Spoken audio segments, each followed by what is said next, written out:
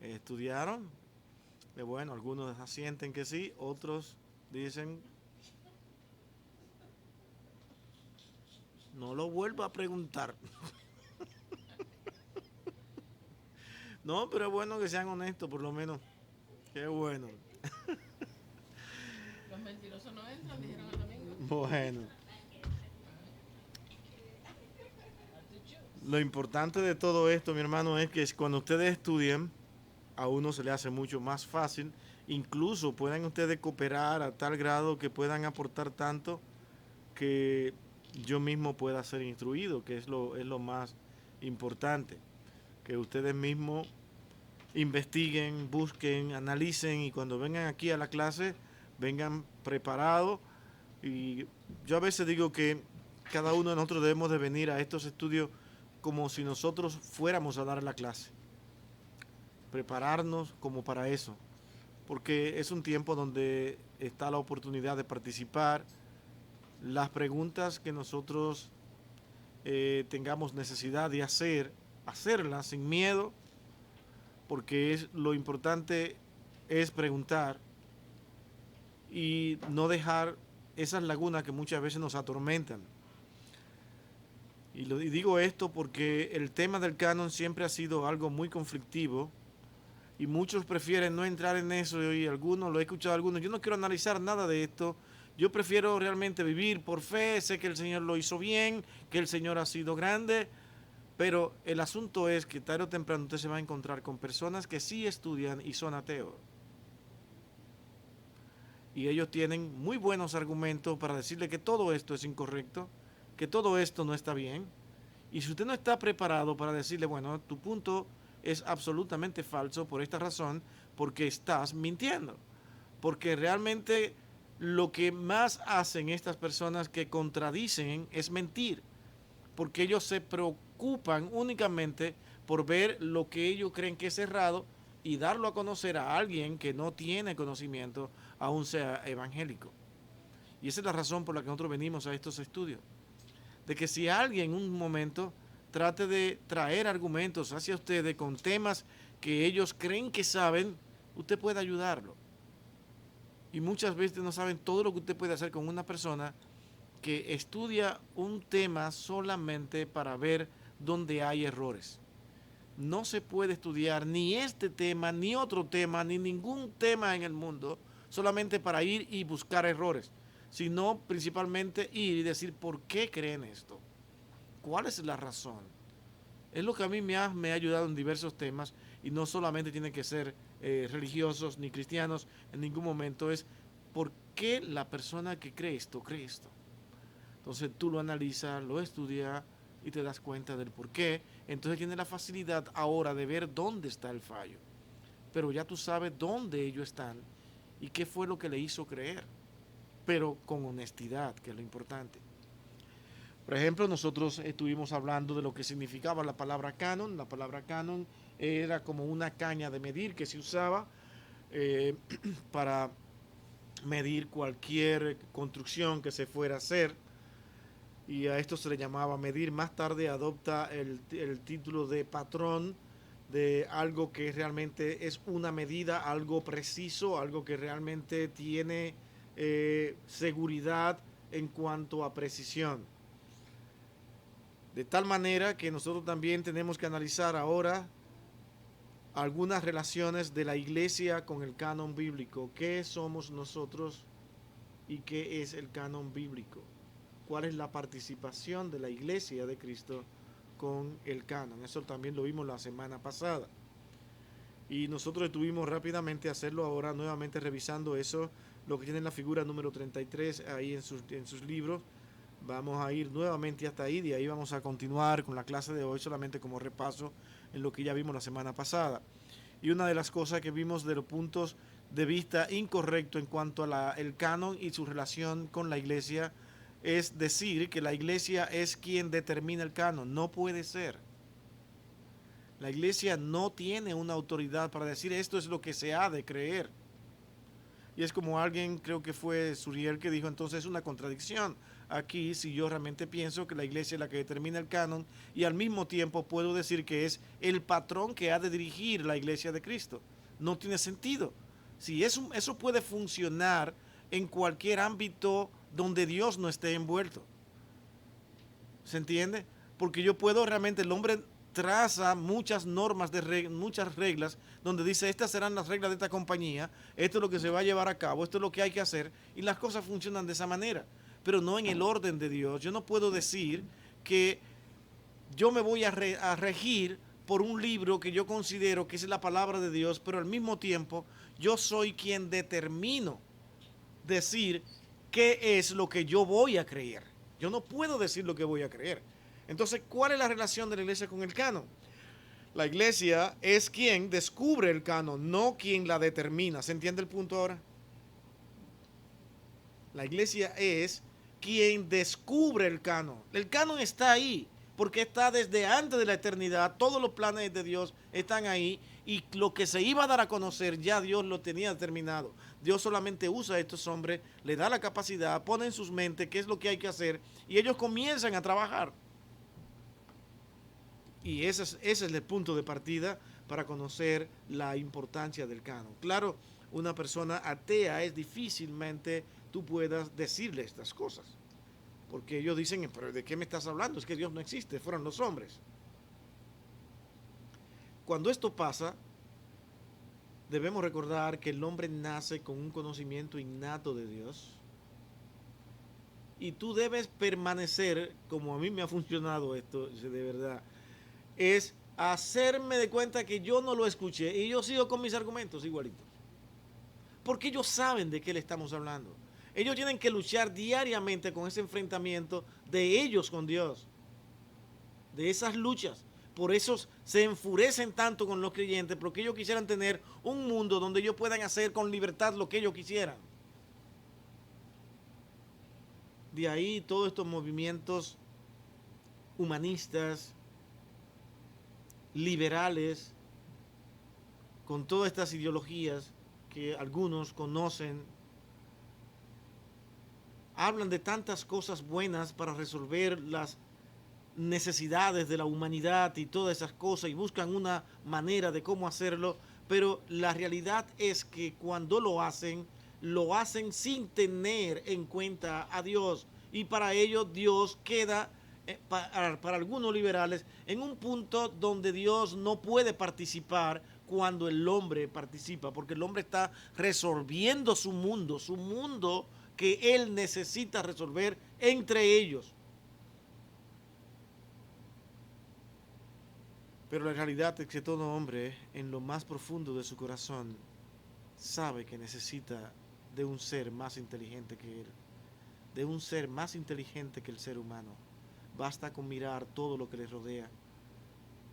Cuando al mirarlo se encuentra sin ningún tipo de explicación, comienzan a mirarse a ellos mismos y conocen tantas debilidades. Y la manera en que Dios le muestra sus debilidades es que siempre al lado tuyo hay uno que sabe mucho más que tú y que es mucho más capacitado que tú. Y eso cada vez te hace una persona que sabe que necesita de alguien, que no eres tú completamente perfecto en todo tu andar. Ese mismo que tú admira porque sabe más que tú, él también se encuentra con alguien que sabe más que él y el mundo continúa y el hombre constantemente, hasta el más sabio de esta tierra que tú conozcas, tiene que terminar diciendo, ¿y ahora qué? ¿Cómo puedo explicar tantas cosas que no sé? Y es cuando el hombre se da cuenta que realmente es un ser que no puede explicar todo lo que existe, ni él mismo puede entender quién es él, cómo existe, cómo estamos aquí. Y es Dios quien nos consuela y nos dice que somos llamados a darle la gloria a él. Cuando Dios te llama, te prepara y tú comienzas a darle la gloria a él, es cuando tú comienzas a sentir esa paz en tu corazón. Una paz que el mundo no da, pero que solamente el Señor lo da. Y las instrucciones y principios para poder vivir y desenvolvernos en este mundo lo encontramos en este libro que estamos estudiando. Y eso es lo que el hombre ha descubierto. Esa es la razón de nuestra vida. Estas son las instrucciones. Eso es lo que debo hacer para saber cómo vivir en este mundo. Por eso es que decimos y creemos que la Biblia es suficiente para todo. Pero ¿cuál todo? Es suficiente para todo lo que tú realmente necesitas para subsistir y vivir en esta tierra, enfrentando cualquier dificultad. Para eso es suficiente. Si te aferras a la palabra de Dios y la dirección de Dios, tantos problemas se resuelven. Tantas cosas podemos entender. Podemos sentir paz aún hasta en los momentos más difíciles de nuestras vidas. Porque recordamos un texto bíblico. Recordamos un pasaje y decimos, Señor, qué bueno que te he conocido. Qué bueno que tú estás ahí. Y yo creo que a todo creyente de lo que estamos aquí nos ha pasado eso en nuestras vidas. Nuestra humanidad muchas veces nos reclama la búsqueda de Dios en momentos de angustia, de dolor, de tristeza. Todos debemos estar preparados para momentos difíciles en nuestra vida. Todos perderemos a un familiar algún día y eso trae dolor. Y también es una realidad que en esos momentos lo único que te da consuelo es Dios. Podemos sentir el abrazo de alguien que te quiere, que te aprecia, que está ahí, que tú sabes que es tu amigo, tu amiga. Pero nadie te consolará más que decir, Señor, tú estás en control y yo sé que un día estaré contigo y tú consolarás mi alma. Dios consolará nuestras almas en el cielo y también aquí. Y se lo digo con derecho a decir esto. Por ejemplo, para mí mis padres eran todo en mi vida. Y yo pensé que yo no iba a poder vivir sin ellos, literalmente. Yo pensé que no, y lo pensaba, y que me va a ser imposible. Los perdí a los dos. Los perdí en el sentido de que no están acá, pero creo que un día nos veremos en el cielo. Y ese es mi gran consuelo. Y yo me he sorprendido en la manera en que Dios me ha consolado todos estos años. Pero muchas veces, solamente recordar cómo éramos, lo que yo vivía, con ello me trae nuevamente la tristeza al saber que no están acá. Y Dios nuevamente vuelve y me consuela. De tal manera que nosotros en este mundo de conflicto y necesidades vamos todo el tiempo a estar necesitando de Dios. Digo esto como aplicación para que nosotros entendamos de que realmente la iglesia no es la que tiene la capacidad de determinar el canon y decir esto es lo que se ha de creer, esto es lo que ustedes han de creer. No, es que ya Dios tenía el canon preparado, la iglesia únicamente lo descubre. Y otro punto errado que también vimos la semana pasada es que la iglesia es madre del canon. Esto es otra barbaridad. La iglesia no es madre del canon. Ella no fue la que creó el canon. La iglesia simplemente es hija del canon. Nace por esas palabras. Nace de ahí. Se fortalece ahí. Se edifica ahí. En esas palabras que están escritas. Cuando eso no existe, las personas con necesidad de buscar explicación a este mundo a veces pueden creer en cualquier cosa. O comienzan a ver visiones, cosas que vi aquí, que me pareció, que vi que la casita blanca, que vi que esto significaba aquello y lo vi claramente. Y comienzan a ver tantas cosas porque ahora tienen que encontrar una solución, una explicación a todo lo que les acontece. Cuando ponemos toda nuestra mirada y nuestra fe en este libro, entonces comenzamos a sentir dirección de Dios. Es Dios quien habla a través de su palabra. Y Dios quiere que todos los hombres acudan a este libro. Pero es lo que menos el hombre hace. Me he encontrado con personas que con una fe tremenda Miren cómo son las cosas. Creer perfectamente en Dios. Nadie me habla en contra de Dios. Pero tienen un Dios a su manera. Yo no tengo que hacer eso para ser un buen cristiano. Yo no tengo que hacer eso para ser un buen hijo de Dios. Entonces comienzan a pensar en lo que ellos creen que es mejor y que es bueno. Comienzan a guiarse de ahí. La iglesia se edifica porque ella es hija de este libro bendito. No solamente del libro, sino entender que cada letra en ese libro son la palabra de Dios.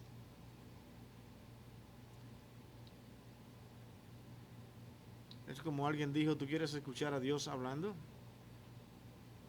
Lee su palabra. Y lo escucharás hablando. La iglesia es el magistrado del canon. Otra cosa que no puede ser. No tiene la última palabra. No puede dictaminar lo que ha de acontecer.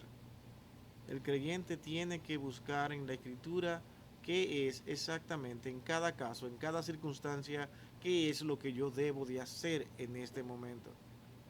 ¿Qué yo debo hacer en esta situación? Usted se preguntará, ¿eso es lo que hacen las personas normalmente? No. Pero esta iglesia que ha creído esto por siglo, se cree con el derecho de decirle a todos sus feligreses lo que ellos tienen que hacer. Hermano, yo no puedo pararme, ni ningún hermano puede pararse aquí detrás del púlpito a decirle a ustedes lo que tienen que hacer si no es por instrucción bíblica. Si no es lo que dice la Biblia.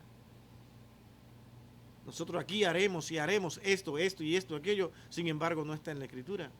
Y es como alguien, creo que fue la hermana acá que dijo la semana pasada, de que en su iglesia había una lista, igual que en la iglesia que yo también asistía. Y la lista estaba bien decoradita, mandaron a hacer un cuadro bonito para que las personas vieran que esas eran las normas de esta iglesia y cómo deberían estar, cómo deberían vestir, cómo deberían entrar, cuál debería ser su comportamiento, dónde deberían sentarse, todas esas cosas, de una manera tan fuerte, pero sin embargo no eran direcciones bíblicas, eran direcciones de la iglesia. La iglesia no es la que dice cómo el hombre ha de comportarse. Está llamado a predicar la palabra de Dios y que las personas, por el Espíritu Santo, trabaje en ellos. Y seguir orando y dando instrucciones y decir, hermano, esto es lo que yo entiendo por la palabra de Dios que nosotros debemos de hacer. Pero es la palabra de Dios, no porque nosotros digamos, aquí en esta iglesia se hace eso o no vienen. No es así. Es tan fuerte esto, mi hermano, que las congregaciones, las iglesias, hoy en día, muchas personas están indispuestas a entrar, aún quieran buscar al Señor. Miren por qué razón, sencillo. Porque ellos, en su juventud o en tiempos en que pensaron que podían hacerlo, se llenaron de tatuaje. Entonces piensan que si tienen tatuaje ya no pueden venir a la iglesia. Eso no es verdad. Yo a veces le pido al Señor, permite, Señor, que a nuestra congregación vengan verdaderos hijos tuyos que estén tatuados por donde quiera. Porque ayudaría a entender algunos puntos. Pero ¿saben qué? Somos nosotros mismos que lo rechazamos sin darnos cuenta. O lo miramos mucho y nos sentimos extraños. ¿Qué hace aquí? ¿Qué vida tuvo? ¿Cómo vivió? Mi hermano, hay muchos que no se han tatuado y tuvieron una vida peor que ellos que se tatuaron. ¿Se entiende? Pero nadie le dice nada porque no se tatuó, porque no se ve. Entonces vemos mucho lo exterior, pero lo interior no podemos verlo. Y tenemos razón, no lo vemos. Pero ¿por qué hacemos juicio tan fácil por lo que vemos si Dios realmente ha cambiado el interior de esa persona? Que Dios nos ayude a ver cosas más importantes que esos resultados que muchos han tenido por el pecado. Las personas se separan de otros, como casi lo dijimos el domingo, solamente por un pasado, porque tengan un pasado, y se lo rechazan con facilidad. No, es que la vida que él tuvo, imagínate, eso hay que verlo con cuidado. Pídele al Señor que te cuide y acércate a esa persona, que posiblemente tú seas el mejor instructor de la vida de esa persona que ahora te necesita, porque tú eres un instrumento en las manos de Dios y Él te ha puesto para eso, para ayudar, para guiar, para conducir. La iglesia realmente no es quien dice lo que hay que hacer, ni determina cómo han de ser las cosas. La iglesia más bien es el ministro, quien dirige, quien habla todo lo que la palabra de Dios dice, no lo que yo digo. Como también otro punto importante, que es el último y que quiero ver, porque ya vimos lo otro la semana pasada, es que la iglesia es maestra del canon. Qué cosa tan fuerte, ¿no? Usted se ha puesto a pensar en eso. La iglesia es la maestra del canon. Entonces no lo necesita. Si ella puede enseñarle todo al canon, entonces ¿para qué lo tiene como importante dentro de las normas de su iglesia? No se puede. Yo tengo todo lo que necesito, no necesito del canon, porque yo tengo toda la autoridad y no puede ser así. La iglesia es sierva del canon, que es diferente. El servicio del canon debe estar. ¿Se entiende eso? Bien, mis hermanos, eso es importante. Ahora, una parte importante que también tuvimos nosotros analizando la semana pasada es con respecto a cómo se consideraba la iglesia capaz de ver realmente la manera en que podía encontrar o descubrir esas palabras que tan necesarias eran en ese momento. Primero, vimos que ellos observaban la antigüedad del escrito, luego el idioma en que fue escrito, el acuerdo con el resto de las escrituras y su carácter autoritativo. Eso era un punto importante para poder observar los libros que existían en el Antiguo Testamento. ¿Qué tan antiguos son estos escritos? Tuvieron que ser, si fue el pueblo de Dios, los hebreos, ahí debía Dios estar hablando al mundo. Era importante entonces el idioma. Y luego observar todo el acuerdo con el resto de las escrituras y su carácter autoritativo. Si tenía autoridad divina, un así, dice el Señor, era vital. Observen los libros del Antiguo Testamento. ¿Han encontrado usted un libro del Antiguo Testamento que no diga así ha dicho el Señor?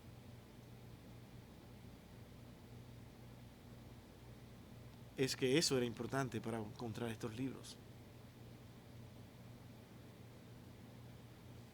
Pero no debemos perder de vista que la revelación divina se hizo muchas veces por medio de profetas que hablaron.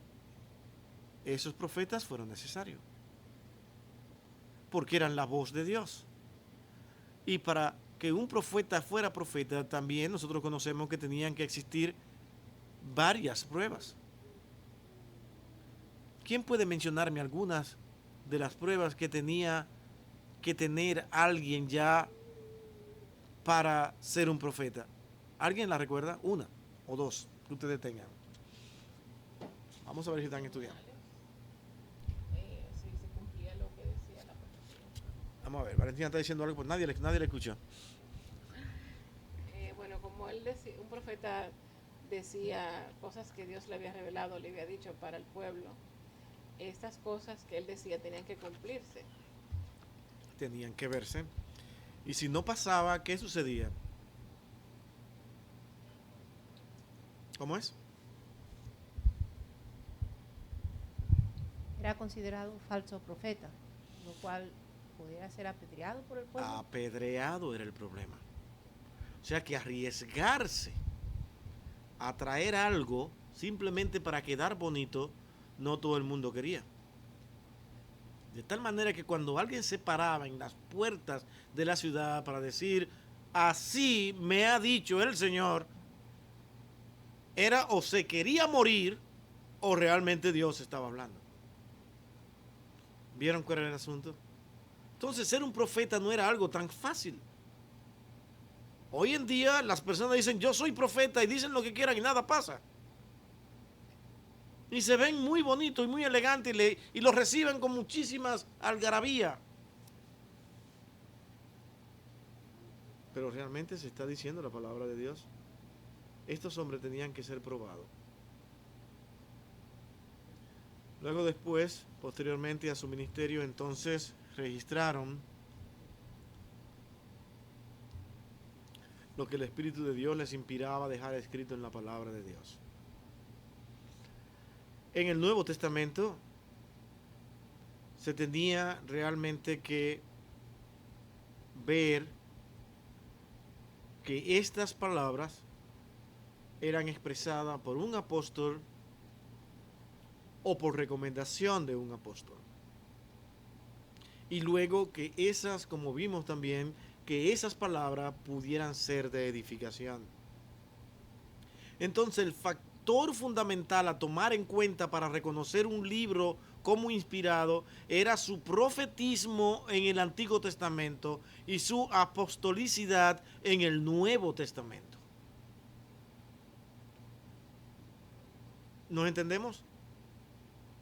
Miren el trabajo que tenían en sus manos estas personas.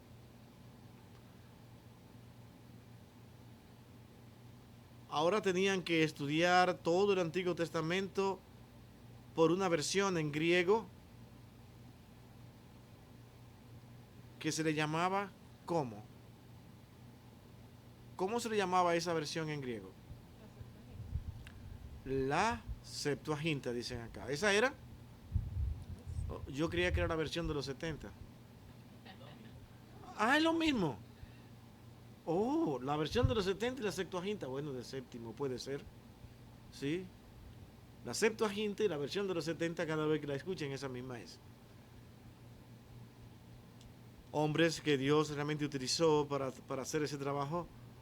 Y de ahí ellos tuvieron que trabajar con esto para decir estos son los libros que Dios quiere que nosotros tengamos.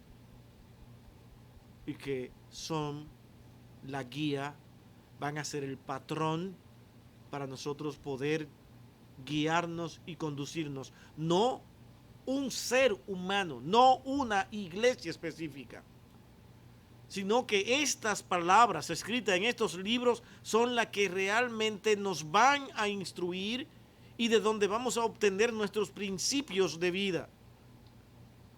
Y esto es tan probado que estos libros son fieles a Dios, que cuando un ser humano, cuando dijimos, como estábamos diciendo hace un momento, un ser humano comienza a ver todo lo que en estos escritos hay para dirigir y conducir su vida realmente comienza a funcionar diferente.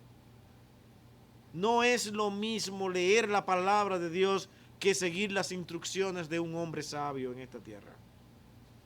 No es lo mismo.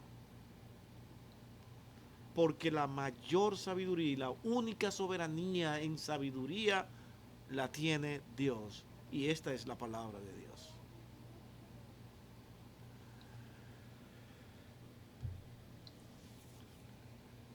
Cinco principios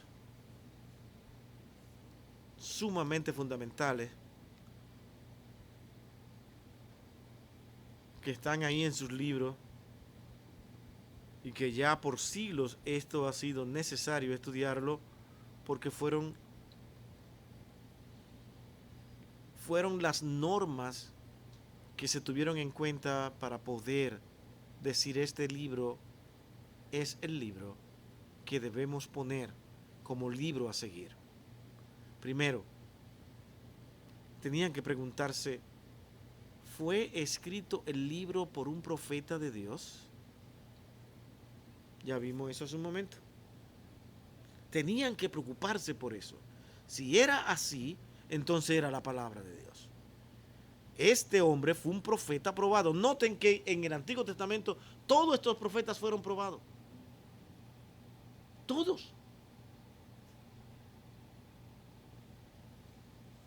Y a los que mataron como a Isaías, no lo mataron porque sus escritos no eran real,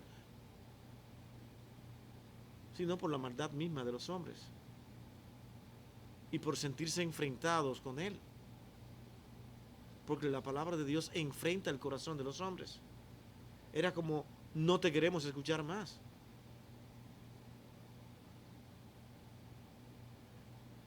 ¿Recibió el autor confirmación por actos portentosos de Dios? Miren qué cosa, que no era tan... Eso era, ¿cree que eso se resolvió en un momento? Eso era como, váyanse a sus casas, hagan su tarea, hay mucho trabajo que hacer, y cuando vengan vamos a analizar todo esto juntos. ¿Qué encontraron? Encontraron en este libro que estamos analizando confirmación de que realmente había actos portentosos de Dios. No, no los encontramos. Muy buen libro, me entusiasmé muchísimo, cuántas cosas interesantes, wow, emocionante, pero no encontré ninguna confirmación de actos portentosos de Dios. Y todos tenían que decirse, bueno, qué buen libro, pero no puede ser. Este no es. No vemos a Dios realmente actuando de una manera muy especial. De tal manera que los libros que tenían que encontrar eran donde Dios estaba haciendo algo muy especial y específico. Se cuenta que uno de los libros que dio mucho trabajo fue el de Esther. Pero resulta que lo que se ve ahí era el acto de Dios desde comienzo hasta el final, sin mencionar siquiera a Dios. Pero Dios estaba envuelto ahí. Y por este principio tuvieron que decir es que no se puede. Es que no se puede decir que Dios no está aquí. No había manera. Así actúa Dios. Y así utilizó a aquellos hombres. El otro era, decía el mensaje, la verdad acerca de Dios. Fíjense que no estamos leyendo los versos, porque yo voy a dar por entendido de que ustedes a su casa, si ya lo leyeron o ahora lo van a ir a leer todos estos versos que confirman cada uno de estos puntos. Decía el mensaje la verdad acerca de Dios. Ahí sí había trabajo. Porque eso, ¿a qué le llevaba? Yo quiero verlo a ustedes pensando de verdad. ¿Cómo ellos podían determinar que ese mensaje era el de Dios en ese libro o no era el de Dios? ¿Cómo?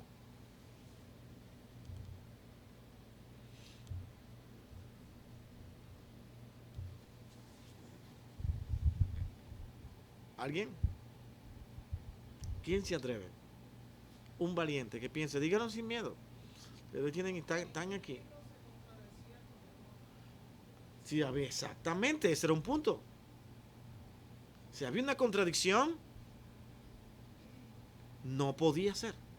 O está este mal o está este bien. Entonces eso te llevaba a ti a analizar ese libro que se contradecía con los otros puntos que ya ellos tenían como libros que podían ser inspirados. Es decir, este libro se contradice con uno de los libros que estamos aceptando. Y hemos visto que aquí este libro habla de un profeta de Dios. Y se encuentran actos portentosos de Dios. Y este ahora dice algo diferente y se contradice. Entonces no puede ser el mensaje de Dios si contradice a aquel que en verdad es un profeta de Dios. Era un trabajo fuerte, pero al mismo tiempo no era tan difícil encontrarlo, si se ponen a pensar. Ver, sobre todo, que había un profeta de Dios de por medio, era algo demasiado valeroso. Ahora noten esos profetas. En toda la escritura, ¿hubo contradicción en ellos? Usted lo puede buscar como usted quiera y no hay contradicción. Al contrario, lo más asombroso, como lo vimos, como estábamos estudiando el Antiguo Testamento, que siendo de diferentes épocas, incluso siglos, Cuando hablaban era como si fueran pana, como si fueran amigos, como si se estuvieran llamando por teléfono todos los días. Era como la misma cosa, como si fueran amigos, no había contradicción en ninguna. Y uno dice, pero ¿cómo puede ocurrir eso? Por ejemplo, lo que han leído a Josh McDowell, él dice que eso fue lo que él le hizo acercarse al Señor y encontrar al Señor, porque él era un ateo hacia arriba. Dice, pero que esto es demasiado. Mano, solamente basta ponerte a ver las cosas con honestidad. Leerla, escudriñarla y ver lo que hay ahí. Es un libro que no tiene otra explicación que no sea realmente la mano de Dios actuando para que estos hombres dijeran, este es el libro que debemos escoger.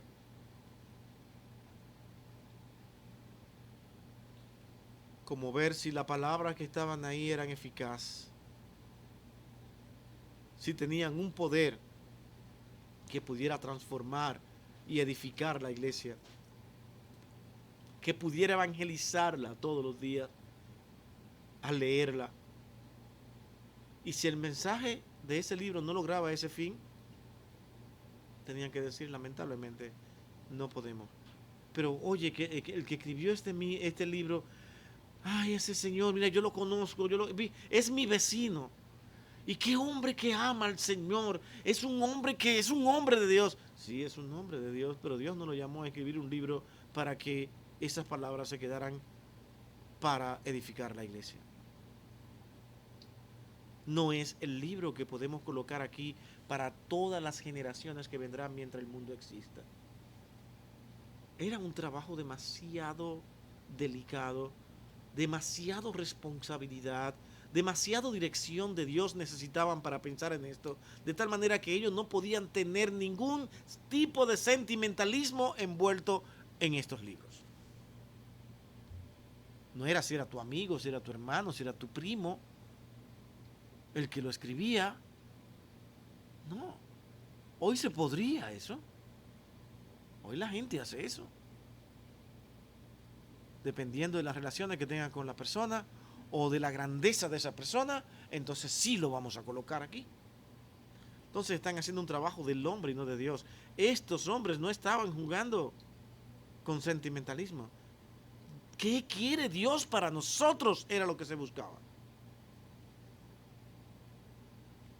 Y un punto que algunos consideran que no tiene mucha importancia es, gozaba de aceptación por el pueblo de Dios. ¿Saben que este era el último punto, realmente así como está colocado aquí? Y me costó buscar esto. El último que ellos analizaban después de todo el trabajo, dice, ya lo tenemos. Estos son los libros. Vamos a ver ahora la prueba final. Y cuenta, yo no me acuerdo si fue Eusebio, que dijo que después de incluso de algunos libros casi tenerse por aceptado, simplemente porque no encontró aceptación delante del pueblo de Dios, lo rechazaron. Entre ellos algunas epístolas de Pablo que ya estaban. Y el pueblo no la aceptó y dijeron, no va. Porque ellos tenían la confianza, la seguridad de que Dios iba a hablar y el pueblo aceptaría esos libros. De tal manera que en ese momento los libros que ustedes tienen en sus manos fue porque el pueblo de Dios en ese momento todos lo aceptaron. Esto es de Dios. A pesar de que realmente va contra nosotros mismos, habla a nuestro corazón, a nuestro pecado, pero esto es palabra de Dios. Sí lo queremos escuchar, sí lo queremos leer de nuevo, sí lo queremos volver a leer una y otra vez. Dice, este libro es palabra de Dios. Es así como Dios se manifestó para que estos libros pudieran aparecer. No fue algo tan fácilmente, no era como decir, estos son cosas de hombres. Es que, mi hermano, estas personas no estaban pensando en hombres. Estaban preocupados por quién era la palabra, ver la palabra de Dios. Para que ahora una iglesia diga, nosotros somos realmente los dueños del canon. Hay que hacer lo que nosotros digamos. Tenemos una tradición que es mucho más poderosa que esos libros que están ahí. La tradición es más poderosa. ¿Ustedes creen que es mentira? Pregúntele a uno de los teólogos de la iglesia reconocida hoy en día. Dicen que es sumamente importante, creen en cada texto de la Escritura, pero las tradiciones son más poderosas que esas Escrituras. Se atreven a decirlo. Es su teología. ¿Saben las barbaridades que se han dicho y se han trazado como norma, sobre todo en toda esa Edad Media, y que hay que aceptarla hoy porque salieron de la iglesia y esa es la tradición? Eso es lo fuerte. Veamos, mi hermanos, así ahora la canonicidad del Nuevo Testamento. Y con esto vamos a estar repitiendo muchas de las cosas que hemos dicho, pero creo que es importante que lo hagamos al leer esto. ¿Están ustedes ahí en el punto número 2 de este capítulo? La canonicidad del Nuevo Testamento. ¿Quién me ayuda y me lee el primer párrafo de este punto número 2? ¿Quién? Allá. Cintia. A trabajar, Heidi.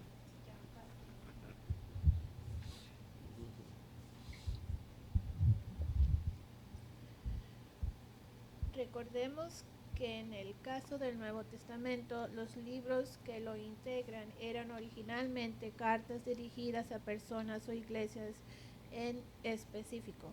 La iglesia primitiva de la época de los apóstoles no contaba.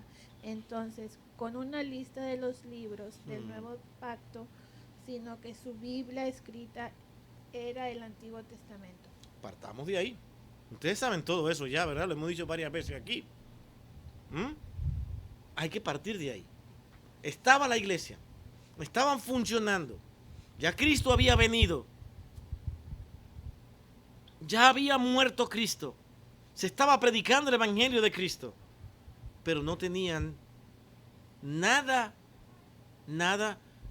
en sus manos que no fuera el Antiguo Testamento. ¿Ustedes conocen la importancia de esto? Es que ellos estaban dirigiendo su vida y creyendo en Cristo simplemente por las palabras que el Antiguo Testamento decía. Entonces podemos ver a Cristo en el Antiguo Testamento. Y podemos ver su muerte y su resurrección en el Antiguo Testamento. Y podemos recibir direcciones acerca del Evangelio de Cristo en el Antiguo Testamento. Sí, Pablo decía que sí. Y ese fue su trabajo al cual Dios lo llamó. Pablo tiene que decirle y explicarle a toda esta generación, porque Pablo fue el escogido para esto prácticamente, para explicarle a toda esta generación lo que es el Evangelio de Cristo en sí. Y tenía que Pablo ser inspirado por el Espíritu Santo para hacer esta tarea.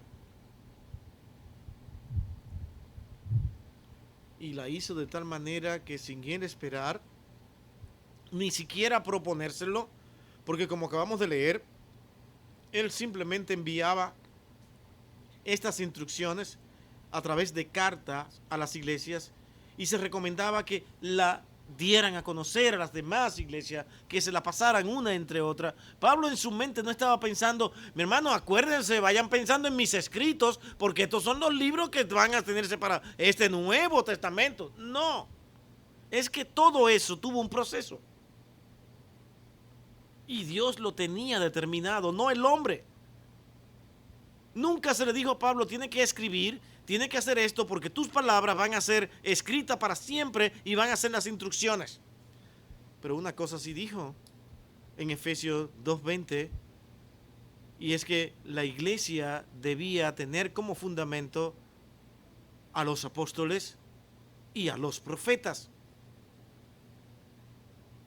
En ese momento tenía que pensar en todos esos profetas del Antiguo Testamento. Y una pregunta ahora, ¿habían profetas en el Nuevo Testamento?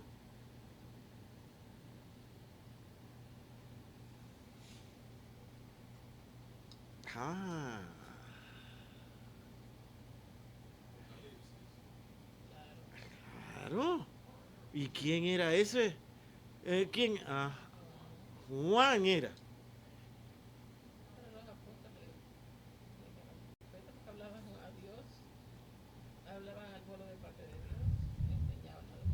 mensajeros.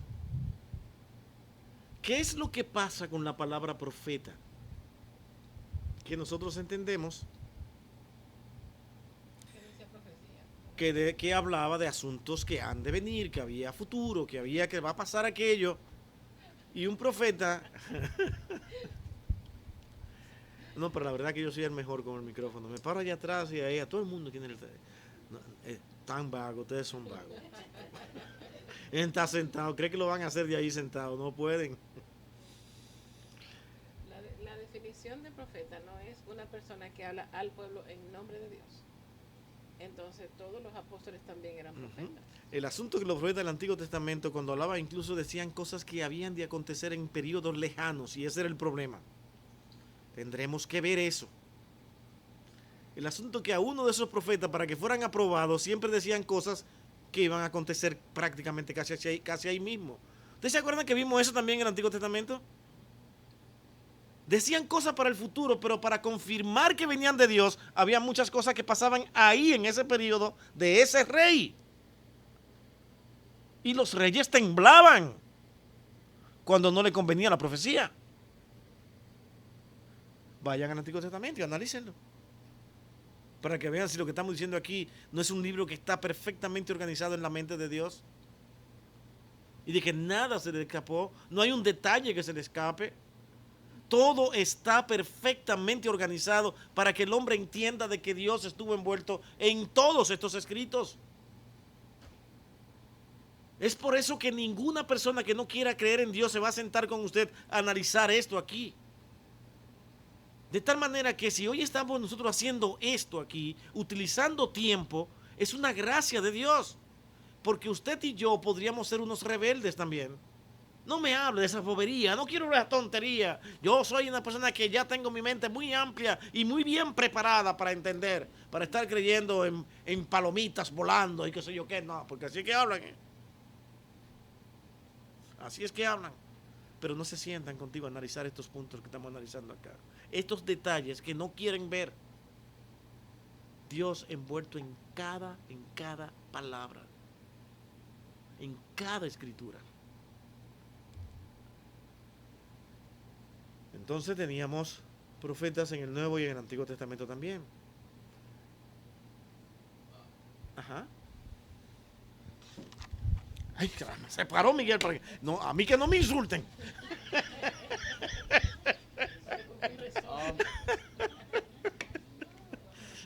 Creo que para, si lo puede clarificar un poco, pero en el lenguaje que está usando el autor del libro, él utiliza el término profeta para las personas del Antiguo Testamento y él utiliza el término de apóstol para las personas que escriben el Nuevo Testamento. Es que el texto dice, van a ser fundamentados sobre el fundamento de los apóstoles y profetas. Están los apóstoles y los profetas, en esto se incluye todo el Antiguo Testamento, esos profetas reconocidos, y todos esos hombres que también calificaban como profetas de Dios, como que traían un mensaje directamente de Dios.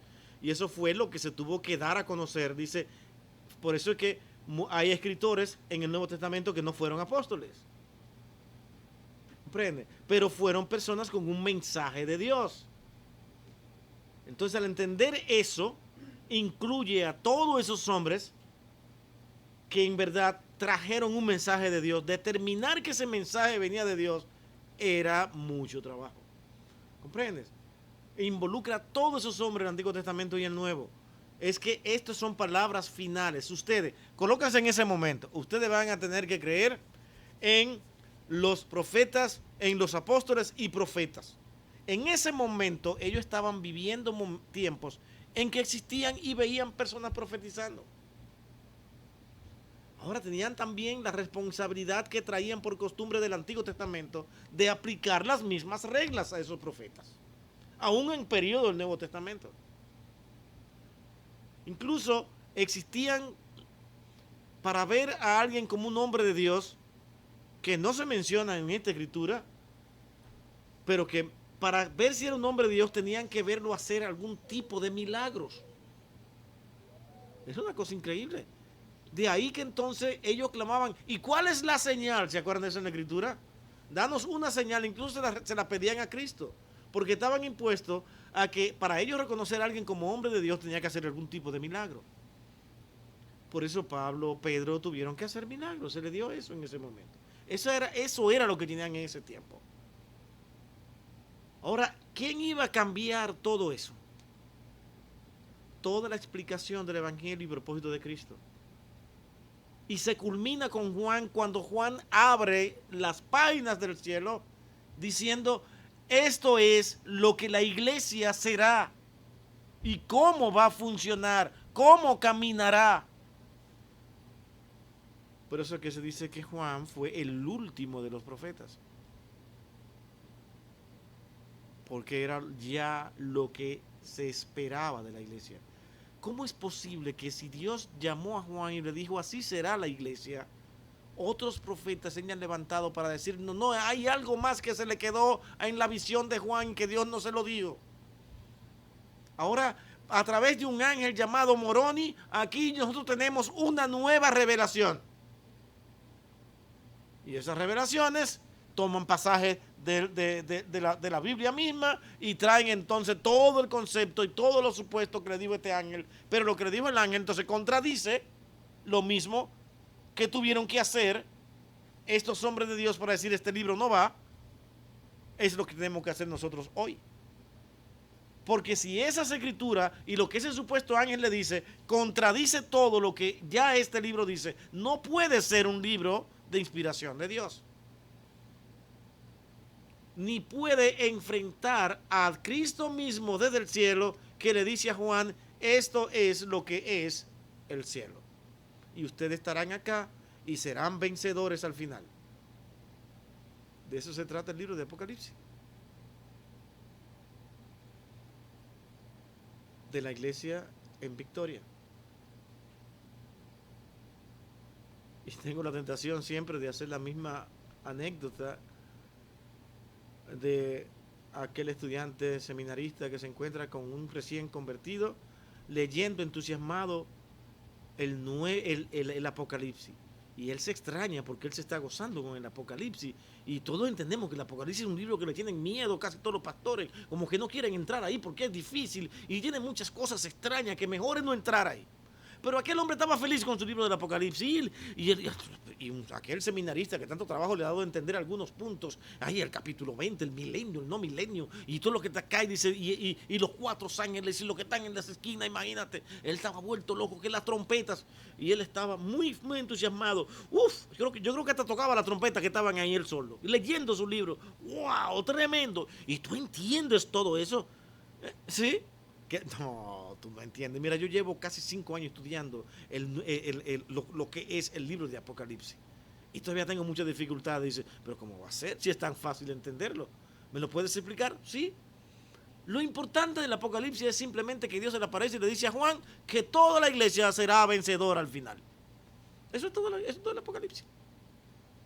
Por más que vuelta que usted le dé. El mensaje es, la iglesia será vencedora porque Cristo estará en el monte de Sión siendo el capitán por encima de todo para ayudarle a vencer. Y así estamos. De tal manera que venga lo que venga, venga el virus que venga, venga lo que sea, la iglesia de Cristo va a permanecer porque Cristo está sentado en el monte de Sión. Y esa es la realidad. Él fue el último profeta. No hay más profeta. Eso es lo que se está diciendo. Entonces la iglesia está sustentada sobre el fundamento de los apóstoles y profetas. No hay nombres sobre el profeta Isaías, sobre el profeta Jeremías específicamente. No. Sobre esos hombres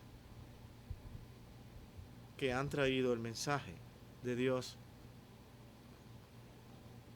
y que realmente ustedes tienen ahora como libros, como normas de dirección, esos profetas y los que han de venir. ¿Por qué decimos esto de lo que han de venir?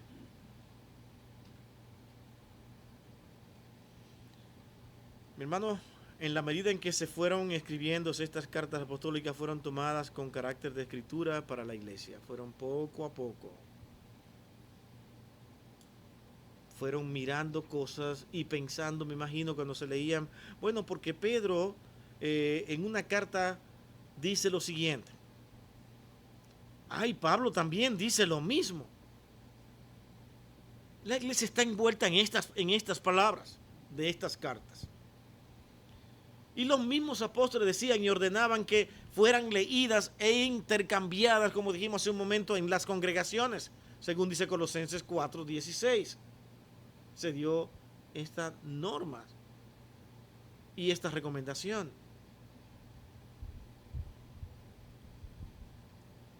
Y Pedro, mismo también en 2 de Pedro 3:15 al 16, Pedro cita a Pablo como escritura. ¿Ustedes han leído esos versos?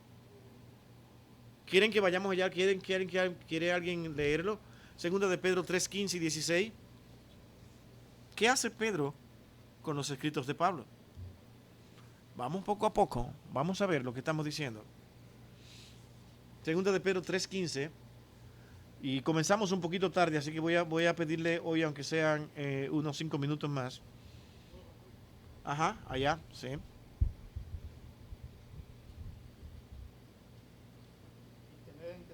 Y tener entendido que la paciencia de nuestro Señor es para salvación, como también nuestro amado hermano Pablo, según la sabiduría que le ha sido dada, os ha escrito. El 16 también, ¿verdad? Sí. Casi en todas sus epístolas, hablando en ellas de estas cosas, entre las cuales hay algunas difíciles de entender, las cuales los indoctos e inconstantes tuercen, como también las otras escrituras, para su propia perdición. Mira lo que hace Pedro. Yo necesito, para entender esto, hay que como irse y trasladarse hasta allá. ¿Qué es lo que está pasando? Tenemos solamente el Antiguo Testamento y ahora estamos recomendando, recuerden a Pablo, estas palabras de Pablo. De la misma manera que él lo hace, con algunas enseñanzas que realmente a veces son bastante difíciles de entender, pero él está siendo inspirado por Dios. Esa es la recomendación. Sigue la iglesia caminando con todo esto. Y Pablo, en otras ocasiones, incluso no sé cuánto lo han visto, pero cita el Evangelio de Lucas como escritura también. ¿Sí se acuerdan? Mensajeros de Dios. He aquí un mensajero de Dios que trae mensajes de Dios, palabras de Dios, instrucciones de Dios. Un libro que llegó a edificar también la iglesia y que fue aceptado por la iglesia. El libro de los Hechos, el libro de Lucas. Y la iglesia tenía que estar realmente fundamentada en estos escritos. El proceso de la redacción de los libros del Nuevo Testamento fue realmente prácticamente breve. Hablamos de la redacción, del tiempo en que estos libros aparecieron, y fue prácticamente un periodo de unos 50 años. Se cuenta que desde el año 40 después de Cristo es cuando se comienza, cuando Santiago, creo que fue el primer libro que se escribe de lo que tenemos nosotros ahora como libro inspirado, hasta el año 100 o 90 o 95 que muere entonces ya Juan, el último entre ellos, entonces cuando se escribe el Apocalipsis. Luego de la muerte de los apóstoles, noten un detalle sumamente importante. No hubo allí muchos sectores de la iglesia que se preocuparan por tener una lista definida de libros del Nuevo Testamento. Y no existe un solo libro del Nuevo Testamento que no haya sido escogido exactamente en esta fecha. No hay un libro escrito después del 100 que haya sido colocado como inspirado. ¿No le parece extraño eso? ¿No le parece curioso? Solamente estos libros, ¿por qué? Porque en ese tiempo era donde vivieron los apóstoles y esos últimos profetas que Dios realmente había escogido para redactar su escritura, las últimas escrituras que por el Espíritu de Dios serían redactadas. Y que Pedro se atrevió a decir, estas palabras de Pablo son inspiradas.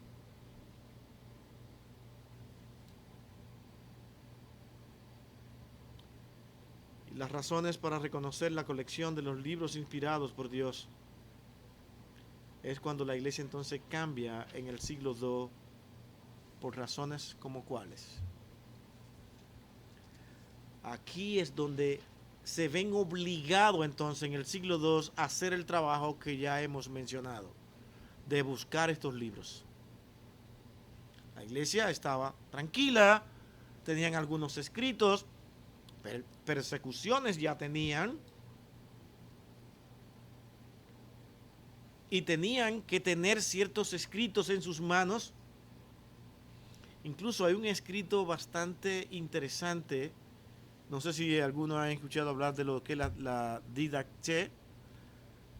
Eso era un escrito donde prácticamente todo lo que era doctrinas enseñadas cuando se reunían, tenían que tener, por si lo perseguían, y tenían que reunirse en las cuevas y sacar esto, pero eran prácticamente las mismas enseñanzas sacadas de estos libros que increíblemente ellos consideraron que eran importantes para explicar el Evangelio de Cristo, donde se tomaban textos de las epístolas de Pedro, de la epístola de Pablo, del mismo Apocalipsis. Era como un resumen de todo y andaban con esto. ¿Han escuchado acerca de esto ustedes? Y esto es importante. Y aún existe rigurosamente guardado estos escritos. Pero es importante entender que esto existió, pero de los mismos libros. Ahora, con todas estas persecuciones, ellos realmente tuvieron que verse en la necesidad, porque muchos libros comenzaron a circular diciendo que eran cristianos. ¿Ven cuál fue el problema? Y decían que tenían mucha autoridad estos libros, porque eran libros con el mensaje del Señor. Ahí estaba el problema. Ante tantos libros saliendo, ahora había necesidad de decir, pero ¿qué hacemos? Hasta ahora estábamos muy bien con los apóstoles y todos los profetas y no teníamos ningún problema. Nada más teníamos que verificar las palabras de Pablo, las palabras de Pedro y simplemente ir al Antiguo Testamento y verificar, no hay problema. Pero ahora comienzan a surgir una serie de libros diciendo, esta es la verdad acerca del Cristo que ustedes creen. Y había ahora que autoritativamente decir, no, estos son los libros que la iglesia de Cristo tiene que escoger para edificación. ¿Ve cómo Dios permitió que todo esto pasara para que tuvieran que verse obligados ahora a buscar específicamente cuáles eran los libros que se iban a escoger? Y todos los libros que se escogieron, como dijimos hace un momento, siempre eran del siglo I. Nada del siglo II, sino después de Juan para atrás. Cuando eran perseguidos, valía la pena esconder algunos de estos libros cristianos que quizás no eran inspirados y arriesgar la vida. Esta era la preocupación de ellos. ¿Qué vamos a hacer? Ya tenían la Didache,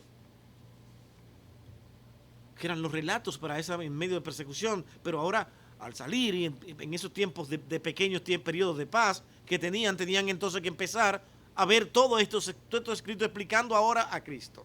Entre ellos surgieron los peligrosos libros gnósticos,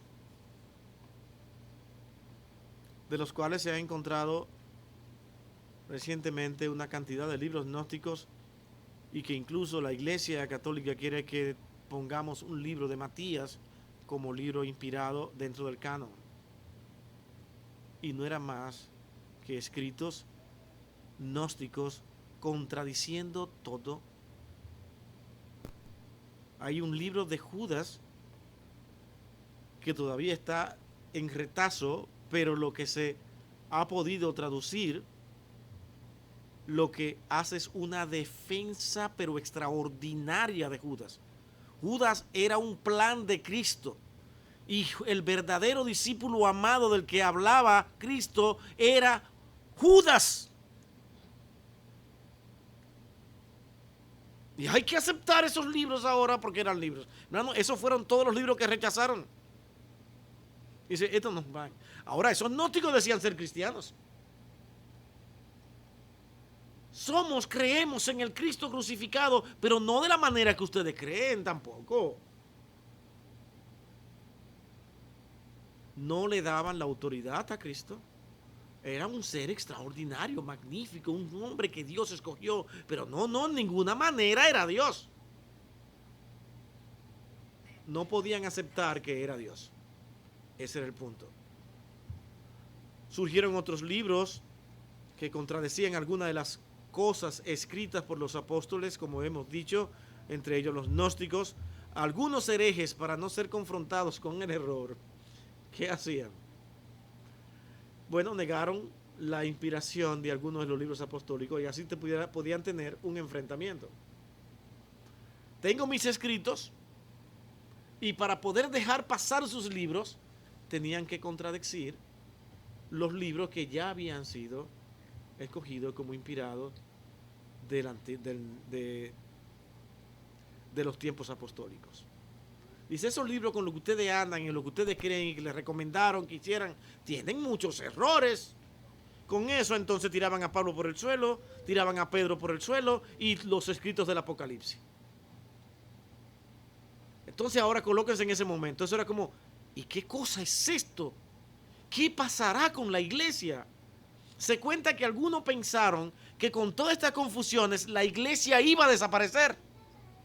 Hermano, era para pensarlo, póngase a pensar. Ya nosotros lo tenemos fácil. Ellos no. Estaban en esa batalla, en esa lucha. Dice, ahora con todo esto, ¿qué hacemos? Porque ¿a quién le creemos? Y algunos de los creyentes estaban confundidos porque si algo tienen muchos de los que traen estos libros es que son sagaces en su forma de expresarlo y de expresar su manera y parecen ser hasta más santos que los demás hombres. Entonces cuando explicaban y se paraban a explicar, muchos se confundían y no sabían qué hacer. Fue cuando Dios levantó a estos hombres ahora en medio de todo ese tiempo y tuvieron que tener reglas duras.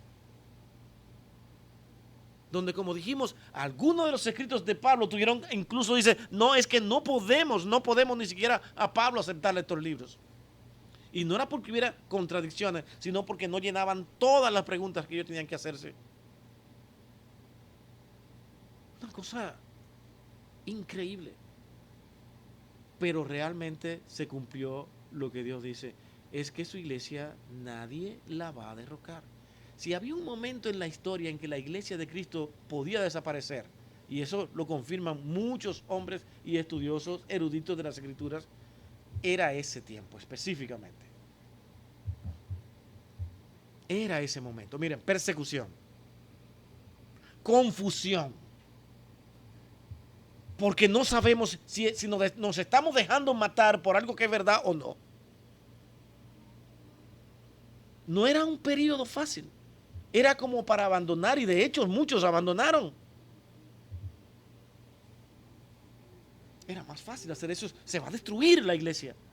Y el Señor, que todo lo sabe, dice, no van a vencer.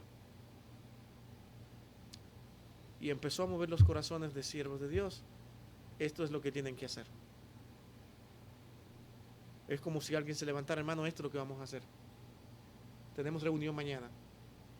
Tenemos que trabajar para encontrar los libros. No para ellos decir, este es el canon, sino para encontrar el canon, que es diferente. ¿Cuáles son los libros que Dios quiere que nosotros tengamos para leer y escudriñar? Y así pasó el proceso. Usted ve, mi hermano, que no ha sido tan fácil. Cuando usted se involucra y se mete en ese medio, era para pensar y decir, wow, ya se va a destruir. Yo me imagino la iglesia en ese momento.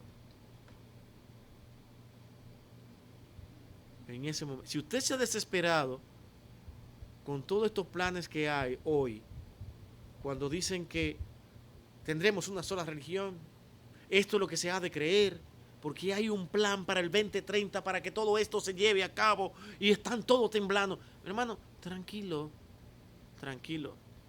¿Sabe quién tiene el control de todo? Es Dios. Y Dios utiliza incluso el corazón perverso y malo de los hombres para que ellos se sometan a la propia voluntad de Dios. Porque nada ocurre sin la voluntad de Dios. ¿O no ha sido así en la historia?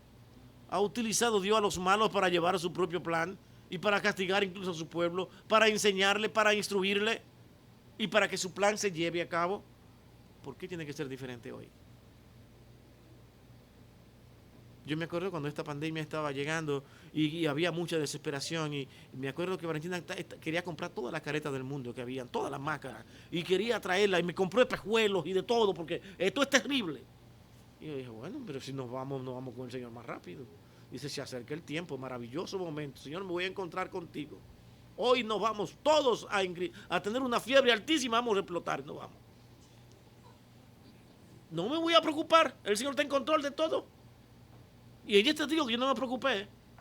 Ella lo sabe. Y todas estas agendas y todas estas cosas, ¿qué es lo que estamos pensando hoy? Que todo esto va a desaparecer. No va a desaparecer.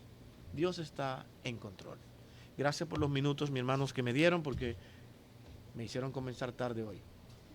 Así es que vamos a orar y darle gracias al Señor por este tiempo. Tim, ¿nos puede despedir en oración, mi hermano? ¿Alguien tiene el micrófono para que se lo pase al pastor Tim?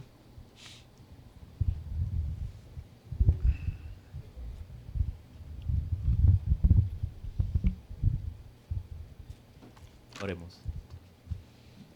Señor, te damos gracias por este día y por este tiempo que nos has permitido tener estudiando cómo fue que estos escritos llegaron a ser reconocidos como lo que realmente son, tu palabra. Te damos gracias por los hombres que se empeñaron a estudiar, a escudriñar, a analizar estos libros y reconocer su inspiración y su autoridad para que nosotros hoy en día podemos tener tu palabra en su totalidad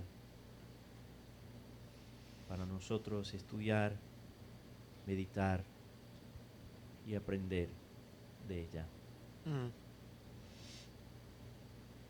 Guíanos ahora en camino a nuestras casas. Sé con nosotros a través de el resto de esta semana y si es tu voluntad, tráenos otra vez juntos aquí para adorar tu santo nombre. Pedimos todo esto en el nombre de Cristo. Amén. Amén y amén. Bien, mis hermanos, Dios les bendiga y nuevamente gracias por los minutos extras.